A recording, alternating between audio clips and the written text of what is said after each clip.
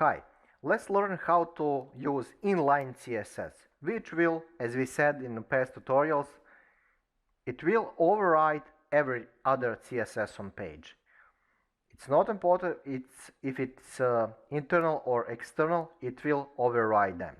Now, let's make H2 level heading, and let's say we will change this. So how to change, for example, background for this to white or to yellow with black letters? How to do that? Use here in H2, use style and then set CSS characteristic. For example, background color. Let it be what we said, yellow. So let's save our changes and let's see what's gonna be. Nice, we have this. But because our color is default by default, yeah, genius. The black is default, sorry. Let's change this to, I don't know, red. So how to separate in inline CSS, how separate things? Use this, okay, semicolon. So color will be red. Really simple stuff. That's it. The page is pretty much ugly, I confess. I cannot escape that. I'm not genius in colors. Some people do have that natural gift. I don't. What to say?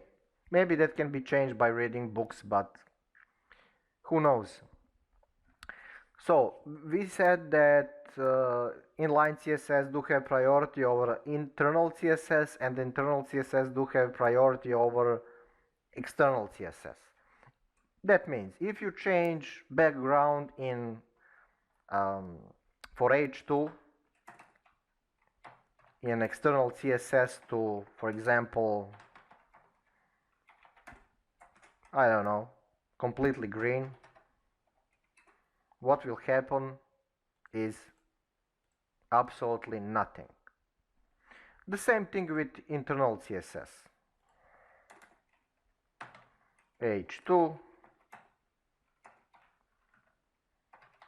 background color, for example, let's go to navy.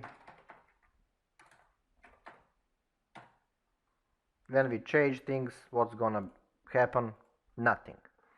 And these changes in internal and external CSS will start be active when, for some reason, again, we remove inline CSS because we are fed up with constant changes. And then what's gonna be? Bam, instant change. So let's change this to, actually let's change in external CSS color of font, because see, right now it's completely unreadable. Let's change this in external CSS. So H2 will have font color white. What's gonna be? Right, what that means, even if in internal CSS you have something that do have priority, when something is not defined in internal but it is in external, then that changes in external will be activated. But the important thing is you have three options: external, internal and inline.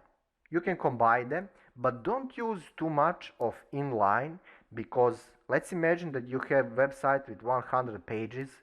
Can you imagine what kind of mess that will be at the end of the day when you need to manually go through all of it, or how much time you need to invest to change that through some kind of scripting language? There is also option in file managers like Total Commander to do multiple changes on pages, but that is science for itself. We can talk about that if you like. Overall, I think, well, I think that general idea is stick with external CSS because that it's not worth of too much time, you know. Um, it doesn't make sense to overburden yourself with so much specification for every page. I mean, what's the point of CSS then? Then you can, it doesn't make sense. Use external CSS. Overall, think good about your website. Uh, don't overcomplicate things, and you'll be pretty much good to go. So, thank you for watching and see you in next tutorial.